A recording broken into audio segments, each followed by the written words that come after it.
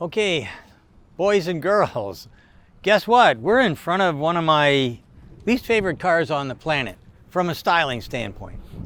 I'm here with Paul, and he's had one of these since when? About 4 years. 4 years now. 4 years he's been driving this.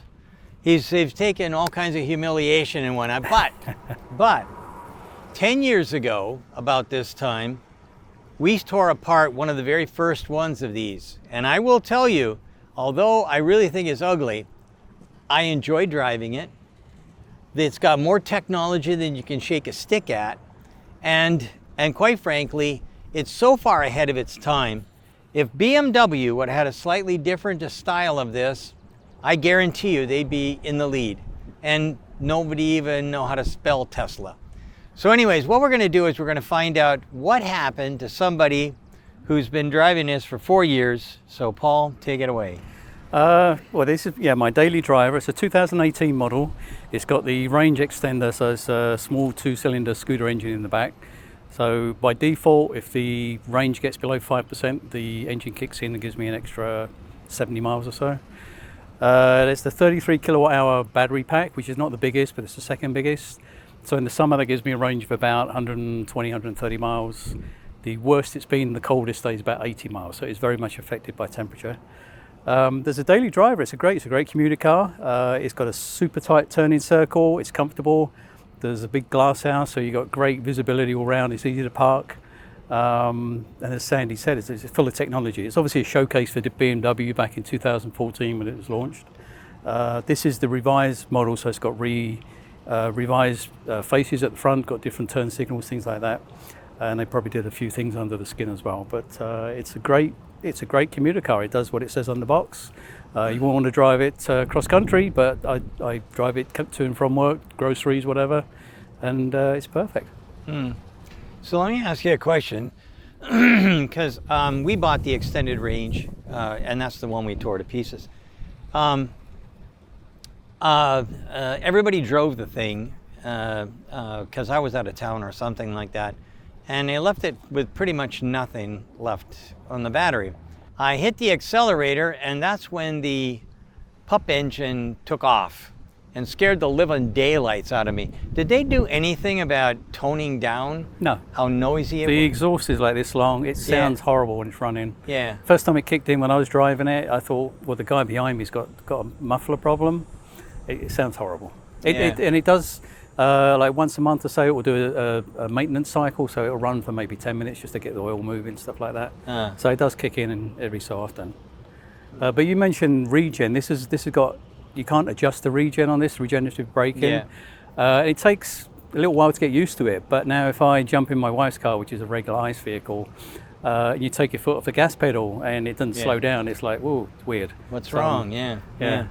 Well, it certainly slows down quickly. It has the most aggressive regen, I think, of any car I've ever driven. Yeah, I think it's more aggressive than Tesla. Yeah. But it's got a lot of positive points. It's got a few negatives as well, because of the very thin tires and the very sort of tall and narrow structure.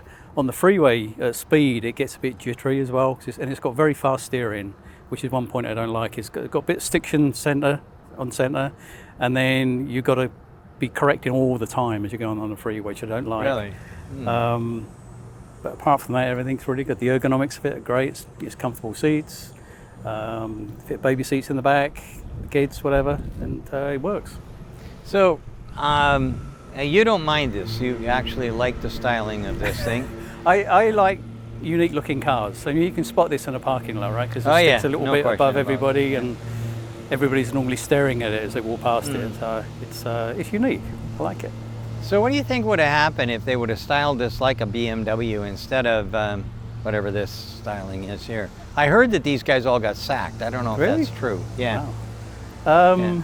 Well, I think they just gave them free rein. Just guys, go for it. See what you can do with this.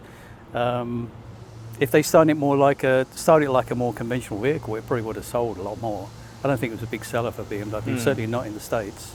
But in Europe, you see them in every city. They're everywhere. I mean, the fire service use them in London, the ambulance service. Is it a European style then? I'd say so, yeah. We should maybe walk around here so that people can see what this looks like from the front. So the two-tone, I guess, is the best thing I can say. You've got the little light blue stuff here as well. Well, we went through a period of if it's electric, you have to put blue on there somewhere, right? So it's a bit, bit old hat now, I think. But when as you said, it's 10 years old. It was one of the early ones. As I said, this is the refresh, so it's got the different fascia, different lights. The original one had round turn signals. So it freshens up the front end, looks a bit more, more attractive, maybe not more aggressive. So there's a non-waterproof front there. Let's take the car apart. Oh. Well, these are parts you probably don't need anyways, right? Just adds weight. So it's not a lot can go in there. I mean, you put your charger cable and whatever, and the big thing is not waterproof. So they didn't want to spend money on sealing and all that sort of stuff. So you just go to IKEA and buy one of these, and everything goes in there. Yeah. So this is what you're looking at is the first frunk. Like I said, there's a lot of really there was a lot of innovation in this vehicle, and I mean it sincerely. We went crazy on it. It's the most I've ever spent on analyzing a product. We actually spent almost $2 million finding out every detail of every plastic, every glue, all the stuff that you see inside here for the interior. They use something called onsets. Brilliant idea, absolutely brilliant, because everything fit perfectly. If you look at the interior gaps, these are as tight as, well, I was going to say tight as a fish's ass, but that may not be the right way to say it. But if you look at every way that they put this car together, oh my God, I was just totally blown away. But the problem was the exterior for me, and I think that's what basically killed it in the marketplace. Mrs. Quant, she's not with us any longer, but she owned BMW. The Quant family owned it. And when she saw this, she said, "That is not a BMW." And she turned around and left. Now she's older than I am, or was older, but maybe it's just you have to be young like you. Yo, thank you for that. Yeah. So one of the things that I really did like was the way they put the basically the B pillar into the rear door and locking it in place and giving you a great, spacious, absolutely magnificent entryway to the rear seat. I love opera doors. People call them different names. Some people call them suicide doors. But at the end of the day, you can't have this as a suicide door because you got to have the front door open before you can open the rear door. And that does lead to some problems because in a parking lot, if you park close to somebody, the person in the back gets sort of trapped because you have to open both doors and you have to maneuver between the doors to actually get between the cars. So that's another disadvantage. Well, it's only kids. They can go underneath. I mean, really, you know. But one of the things that allowed them to do to get rid of the B pillar is the carbon fiber tub. Absolutely. Which is really something that attracted me to the vehicle as well. Yeah. I mean, it's Formula One technology in a commuter car, which is amazing, really. And you can see the grid patterns of the carbon fiber on the sills here. And when we go inside and I talk a little bit about what kind of technologies they had, I mean, these guys blew them all away. This was so phenomenally ahead of its time. It's still ahead of its time. Yeah, and a lot of the interior materials are recycled or recyclable. Yeah. So you've got the exposed fibers in the door panels and on the dash pad. It all adds to the the greenness of the vehicle, I guess. Yeah. So you mentioned gaps as well. Obviously, because it's got plastic exterior panels, the gaps are bigger than they would be on a steel or aluminum car. Because of the expansion of the material, you need a little bit of extra there, tolerance to. But the gaps are all the same. We never experienced anybody that had uniform gap like this thing had. It was phenomenal. We were blown away by the build quality, the technology, some of the interior, what would you call them, nuances. I mean, there was so much cool about it. We just couldn't stop yammering about it. And once I got into it, I didn't care how much it cost. I wanted all this data. Yeah. I wanted it all back for us. So are you going to keep it forever then, or what? The grandchildren are going to get it? There's two things I miss about driving an electric vehicle is being engaged in the driving experience. In this, it's an appliance. I sit in it and I go to work. But if you got a car with a stick shift, you're actually more involved in the driving. So I miss the stick shift and I miss the engine noise. Well, you use your left foot then too. I mean, yeah. you become, I don't know. Lazy? Yeah, you become lazy when you drive an electric car. It's just, well, it's 1 foot, right? That's it, 1 foot, that's it. No, nothing else. Which is good for me because now I only have to think about one thing. That's my, but I normally keep cars for maybe 3 years at a stretch, but I've had this 4 years and I'm still quite happy with it, so I may keep it a bit longer. But you got Coopers that are... I've got other stuff at home as well. Yeah. You got a Mini that's like 1,000 years old. Totally against the law. Totally unsafe. But there you go. That's Paul for you, yeah. So anyways, why don't we head in and we'll talk a little bit about the technology that went into this, the magnificent technology that went into this vehicle. Okay, so we're in front of the wreck. This is the teardown. We kept most of the technology on here because even though it's 10 years old, it's still newer than a lot of the machines that we see every day. So I'm going to start out, I guess, by, well, let's start over here. So the car itself is made out of carbon fiber. And carbon fiber is what they make airplanes out of. It's very, very light. It's unbelievably strong. It has about 10x the strength of pretty much anything else that you could put in its way. Granted, there are some steels that are stronger, but there's quite a few that are, they can't compare with the weight versus the strength. We had this whole section removed, and you could see the layering that went on in how they put this thing together. So the mat, carbon fiber mat, is put in such a way so that it gives it the ultimate strength at those points where you'd find it the weakest. So if you look up here, where the A-pillar and the header are, or the lay-down body side ring, where they come together, this thing is like incredibly strong. We did all kinds of things to try and figure out how it could be broken or modified, and they just weren't. There was just nothing here. This, of course, is carbon fiber, so when you make it, it's like a stone. When you're done, there's no movement whatsoever. It doesn't care about the hot and the cold, but other things do. And if I can just, and by the way, the reason the seat is still here is because this is the lightest seat we've ever found, ever. And that includes aircraft seats. So I'm just going to move this back out of the way a bit so that you can see here that these are aluminum cross members. They were for intrusion, but later on they figured out that probably they could use a structural battery for intrusion. But these are made out of aluminum, which expands and contracts quite a bit with hot and cold.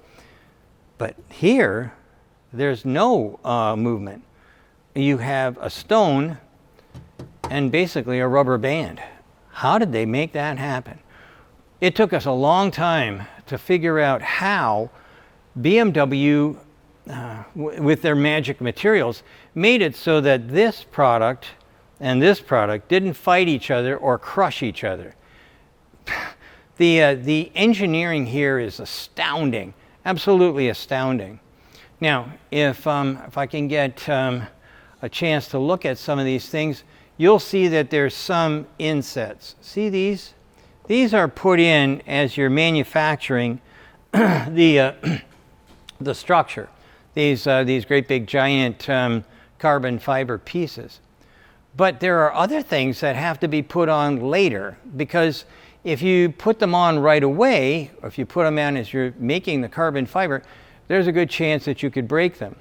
So I'm going to ask Grace to come around on this side, and I'm going to point out some of these amazing little devices they put.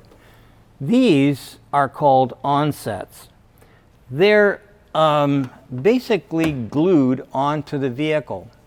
Now, I'm going to bring your attention up here. See this? That was us at Munro trying to break out one of these onsets. And you can see here that that did not work out real well at all. We managed to break one off, but when we tried to pull it out, the carbon fiber broke before the onset. This is an onset here. If we come over here, they didn't just fool around with one material. This casting right here, this is the first time that we ever saw castings that were welded to extrusions or other aluminum manufactured components. BMW won all kinds of awards for metrology that nobody else would have ever guessed could have been one, like this, like being able to glue this component to the side of the carbon fiber, and also this is welded to extruded aluminum and basically bent sheet aluminum. Again, everything about this car was just phenomenal. So let's go over here and have a look at one of the other things that was kind of cool. Many people have trays out there, battery trays, but none are quite as elegant as what you see right here. Now, was this the cheapest tray on the planet? Absolutely not. However, everything about it screams out good design. These are the batteries themselves. These cells are still live. A cell doesn't really go dead. It always stays alive because of the chemistry inside. So I'm not going to be licking anything here. But this was marvelous in comparison to anything else we'd ever seen. The great news here is that this is so amazingly easy to recycle. Now, naturally, I grabbed the wrong one, which doesn't have the little box right here. But this basically is how you hook the batteries together. They're all daisy chained, and you just merely take this and plug it into something else that isn't here any longer. And that's basically how you make them work. Now, why were they made in these little boxes? Well, the reason for that is because you can pick them up. You can pick them up, take them out of your BMW i3, hook them up in your basement, and you could have basically, these batteries are old-fashioned. These batteries are old-fashioned, so they can, they could wear down. It's not like today's batteries. They don't wear down at all. But this, you could take and put it into your basement and turn it into your own little battery system in your house. There was little boxes and whatnot that were on the market that you could buy that were aftermarket kind of boxes, and this thing then could have a second life, because at 80%, it's not so good for a car, but it's brilliant for it would be brilliant for anyone who's trying to have power, backup power in their house. So let's just put this back here like this. Now, let's talk about the cooling system. This right here is a little induction heater. It's a little heater. And when I need to heat the batteries up, I would actually use battery power, and that would heat up these little lines here. Sitting on top of it was these micro-channel extrusions. It's very difficult. Let me try the other side. So if we can get a close-up here, you can see these little micro-channel extrusions. And this is where the fluid would go through here to try and cool the battery. And if it had to be heated up, because it was sitting on top of these little heaters down here, that would heat it. So you'd turn off the coolant flow, and you just let it sit here, and then these little heaters would heat this up, and that would warm the batteries. There was quite a number of them in here. We only have a few left, and this is one of them. Everything, like I say, one after another tells me that this was the A-team. And like I say, apart from styling, this thing should have been, this should have been the Tesla. This could have been Tesla. It could have wiped everybody else out. And it was 10 years ahead of its time. Okay, I'm going to pick up where Sandy left off on the i3 battery. Keep in mind that the one we tore apart was back in 2014. The car evolved quite a bit between 2014 and when it finally went out of production in 2021. So there were 3 different battery sizes that occurred during that evolutionary period. And you know, one of the unique things about this battery pack that Sandy alluded to, but he didn't kind of complete the whole sense, he didn't complete the entire vision for you, was these little cooling channels are remarkable because they actually carried refrigerant. So this is a refrigerant-based cooling system. This is not ethylene glycol or the normal sort of water systems that you've seen in other battery packs. So this is a very expensive way of doing things, but it's also very effective. So of course it didn't stand the test of time due to cost concerns. But on the same notion, the things that Sandy talked about with regard to the cells themselves and their repurposability, it is a really remarkable design for that reason. For example, here's the actual battery module itself with a little closer view, and you can see some unique features about this. First and foremost, these are prismatic cells. They're very large format. The cell is actually from here to here and about that wide. You'll notice that the bus bars that interconnect them have these little looping features in them that allow them to provide isolation for the growth and contraction of the cells as they expand and contract during their charge and discharge. And of course, they slowly expand over their useful life over the long haul as well. So again, as these cells sort of breathe, if you will, during their charge-discharge cycles, these little bus bars accommodate that motion with the little loops that you see inside them. That also helps isolation of vibration and such as well. So another unique feature is that each of the cell taps, as we like to call them in the battery world here, this is where we have to read the voltage of every cell group. In this case, it's such a large format cell that only one cell is needed. So all of the 3 different battery packs were 96S1P, meaning there were 96 cells in series and only one cell in the group. Most of the batteries we take apart have multiple cells per group, so it's a, you know, something S and then a, you know, more than 1P. But these are 1P, and you'll notice that each of the different cell taps, if you will, have a piece of wire that attached to them, and they all come together and they go to this connector to this little battery monitoring device that's part of the battery management system. So if you were to repurpose this module, you're probably not going to use this battery management box unless you have some sort of proprietary access that I don't. But you could very easily re-terminate these to a connector of your own and you use your own BMS to manage this battery properly. So it is a very highly repurposable module design.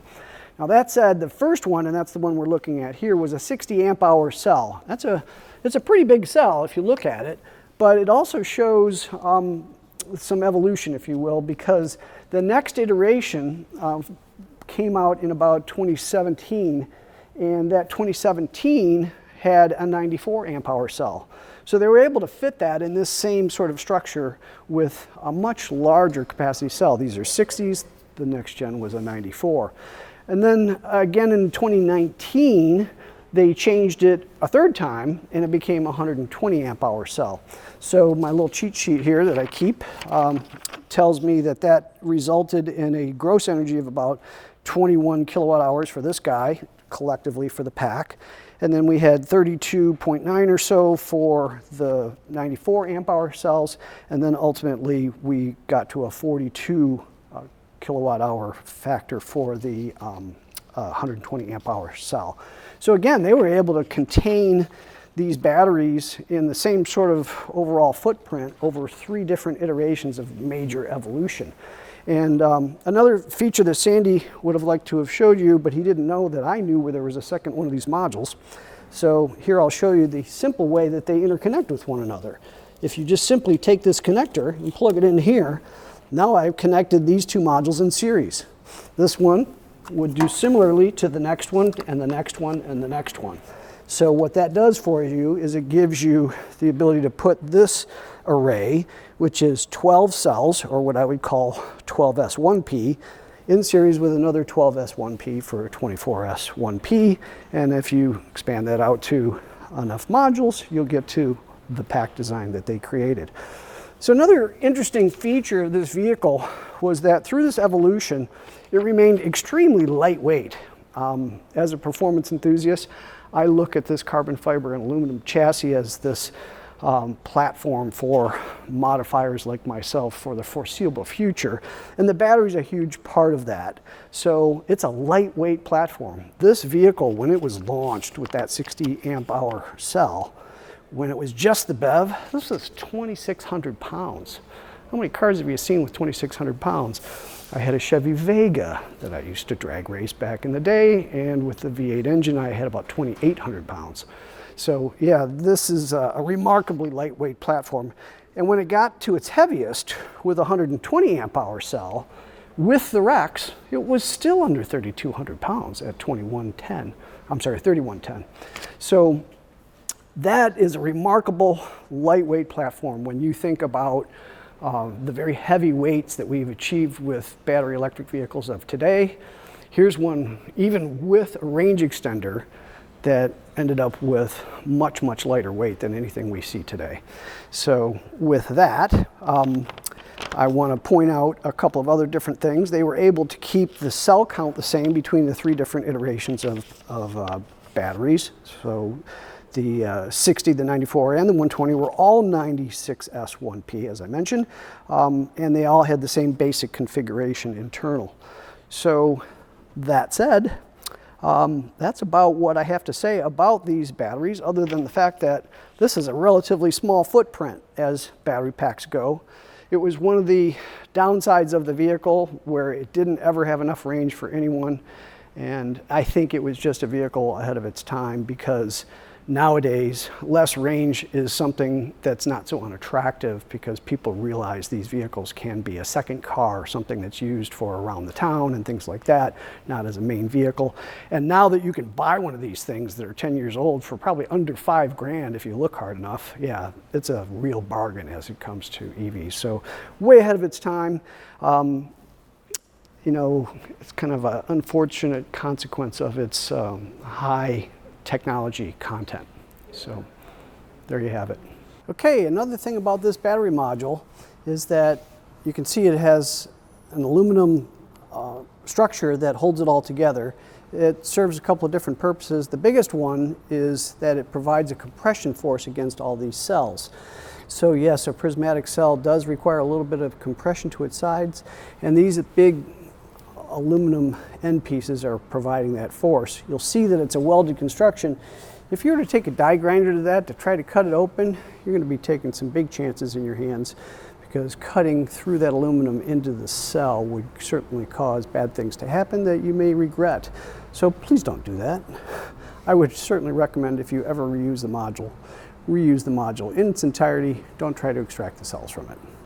Hi guys, how's it going today? So first, if you come to the back of the vehicle here, one thing that is often mentioned by owners, second-hand owners, first-hand owners of this vehicle, is that they don't experience a lot of life out of these tires, which is primarily due to the wear pattern and how the alignment is set up from the factory to enhance range and reduce rolling resistance.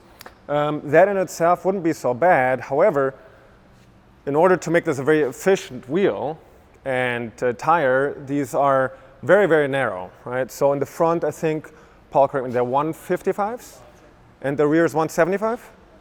On this one, on the standard vehicle, the S version has slightly wider wheels and tires, but this is all to reduce rolling resistance. However, there's almost no options in this width, right? So you're forced to buy $1,000+ worth of tires when these wear out. If you look at the tread pattern here, you see that the inside edge, the inside tread blocks, are already much more worn than the outside, right? And part of the reason for that is that the alignment is set up in a static fashion to put more load on the inside. Effectively, this will be as if you have an even narrower tire, right? And it's also a tall tire. This contact patch is more long than it is wide, which is good to reduce rolling resistance, etc. But if you're buying this vehicle used, you may be thinking about it. This is certainly something to keep in mind that you're going to have to replace. Now, there's certain things you could do to either prolong the life of this tire. We're not making any recommendations, we're discussing what you could do, or go with a different wheel and tire setup, right? So new wheels and tires. If you come here, Grace, you can set the toe and camber on this vehicle, even though that they're slightly affecting one another, but you could dial out some camber so that you're riding more centrally on your contact patch, using your tread blocks more evenly. That should give you a little bit more life out of your tire. You're gonna affect the dynamics a little bit, so you'd have to take caution and do everything in a responsible manner. The other one would be to assess and keep an eye on your tire pressures, right? So if you have a wheel that's set up as it is from the factory here and you have low tire pressure, it's going to wear very, very quickly, right? So this becomes very important. I mean, maintenance, you should always look at your tire pressures. Your tires are the most important aspect of a car for active safety and performance. So that's number one. Then you could assess, okay, maybe you want to raise the tire pressure a little bit. That usually gives you more range and more tire life. Or you could completely take these off, store these in the garage, keep them for later, have a backup set, and get a new wheel and tire package, right? So we took a little bit of a look at the packaging condition. There's not too much you can gain going inside, but maybe 10 or so millimeters, but you could also bring it further out. Therefore, you wouldn't be changing the offset of the wheel, so the center line offset of the contact patch too much, keeping the OEM BMW designed kinematics pretty close to what they're supposed to be. And then you could get a square setup with a tire that's maybe half the cost, right? So talking $400 or $500, and the ability to properly rotate them, which would come in quite handy if you want to buy a vehicle like this for $5,000 to $15,000 to just be a commuter, to go to work and back. That'd be a great combo. Again, no other recommendations, but these are some of the things one could do. Thank you. Hi, I'm Paul Turnbull. I'm here with Munro Live, and we're going to talk a little bit about the BMW i3 again. We reviewed it years ago. This came out 10 years ago, and for its 10-year anniversary, we thought we'd take a look and see how well it's held up. At the time, it was a real groundbreaker in several aspects, especially in the motor and in particular on the rotor side of this. The stator at the time this is typical of the stators of the time. We had stranded wound design. This is a 12-pole machine, so it has lots of stator slots and a relatively straightforward winding with bundles of thin stranded wire, which made it flexible to make assembly easy with the existing equipment. 10 years ago when this came out, bar winding was still a relatively new technology, and BMW was still using the tried and true process of stranded winding. Where they really made strides and they really broke through with something that only now we're coming back to is this rotor.